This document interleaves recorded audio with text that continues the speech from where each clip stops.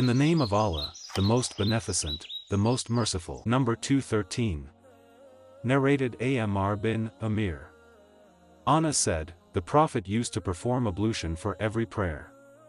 I asked Anas, what you used to do? Anas replied, we used to pray with the same ablution until we break it with hadith. Number 214. Narrated Suwaid bin Numan.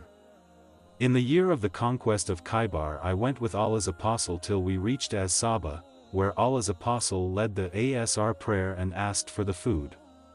Nothing but sa'ik was brought and we ate it and drank water. The Prophet got up for the Maghrib prayer, rinsed his mouth with water and then led the prayer without repeating the ablution. Number 215.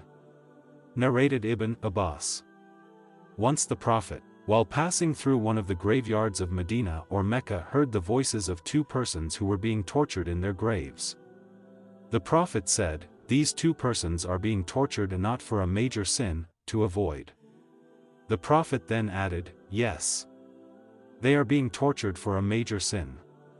Indeed, one of them never saved himself from being soiled with his urine while the other used to go about with calumnies, to make enmity between friends.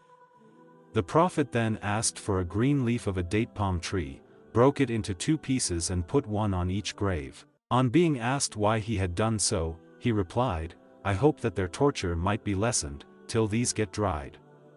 Number 216. Narrated Anas bin Malik. Whenever the Prophet went to answer the call of nature, I used to bring water with which he used to clean his private parts. Number 217. Narrated Ibn Abbas. The Prophet once passed by two graves and said, these two persons are being tortured and not for a major sin, to avoid. One of them never saved himself from being soiled with his urine, while the other used to go about with calumnies, to make enmity between friends. The Prophet then took a green leaf of a date palm tree, split it into pieces, and fixed one on each grave. They said, O Allah's apostle, why have you done so? He replied, I hope that their punishment might be lessened till these, the pieces of the leaf, become dry.